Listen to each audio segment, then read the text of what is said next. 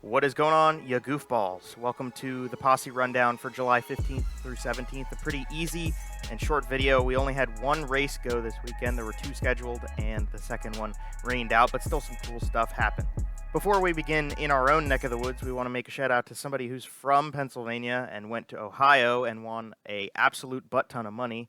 Brent Marks won the King's Royal on Saturday night. So congratulations to him for winning one of the biggest and the highest paying race of the year in sprint car racing. And he had a really great week in general. He won $100,000 in the historical big one on Thursday night. So yeah, he's rolling in the dough for this week. That was pretty stellar and good. Devin Borden started off his first race in the Shuttlesworth Stamen number 23, and I was fortunate to be at this race to see him go for the first time in the 410. He was strong at the start of the feature. The whole night he was strong, but he just kind of got ahead of himself a little bit. He was strong off the initial restart. He had problems on the first start, and he was making his way all the way up through the field. But by the end of the race, it kind of leveled off in how much he could make time up. So while he did get back into the top 10 by the end of it, it felt like the car kind of didn't have what he needed at the end of the race to keep doing what he had done at the very beginning to make back a lot of positions. So for a first time out with a new team in a 410, I think that there's a lot of potential for what can happen, and we know Devin is the daredevil, so he should be able to kind of get the car underneath him and then be able to really work it. I wouldn't expect this result to predict how the entire relationship's going to go.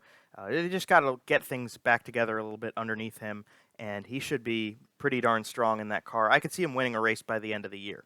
Last thing is that even though this weekend only had one race and was kind of just big chillin', next week's going to be crazy. On Wednesday night, the World of Outlaws will be at Port Royal, and then Friday and Saturday are the Summer Nationals. One of the bigger weekends at Williams Grove and of the summer here in Central PA. Plus, don't count out that Brent Marks won on May 14th, the only World of Outlaws show so far this season at the Grove. So bring it back to this weekend. We started with the Randy Wolfe Tribute race, which was a rained-out event, the Randy Wolfe Tribute itself, and then they brought it to the Outlaw Tune-Up this weekend. So the whole schedule at the Grove mimics what the World of Outlaws do, so it included a dash and time trials. Lance Deweese was the fastest. He's most of the time the fastest when he drives at the Grove. Heat race winners-wise, we had Lance Deweese, Jeff Halligan, and Dylan Norris winning those heat races, and so Lance is obviously always strong. Jeff Halligan's been pretty good at the Grove lately and pretty strong. He won his second race of the year at Port Royal, not too far back. And Dylan Norris, the championship leader going into the night, very strong, has been consistent, good car, la la la. I like the way Dylan Norris is going right now. The feature was really good. The track got worked in very well. There were 358s there as well helping work it in.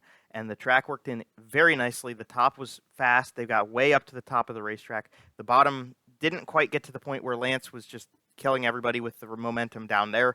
But it was still racy all around the racetrack. But even for as racy as it was, nobody was ever going to touch Lance. So Lance just took off and away, won the race. No problem. He lined up on the front row with Devin Borden at the very start, but Borden spun in the first corner on the first try. So then he had to go to the back, and Lance just took off from there.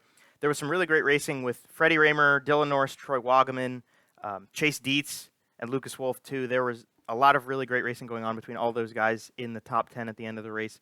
And I got to give a big shout-out to Troy Wagaman for his run, because he really did work his way up through the field, as well as Chase Dietz and Lucas Wolfe, actually. Both of them started a lot further in the field and worked their way up over the course of the night, getting into the top 10 at the end of it. And it was just a very stellar race to see. And you can even tell Devin Borden getting all the way back up to 9th. There was a lot of passing going on at the Grove, which is something that doesn't always happen.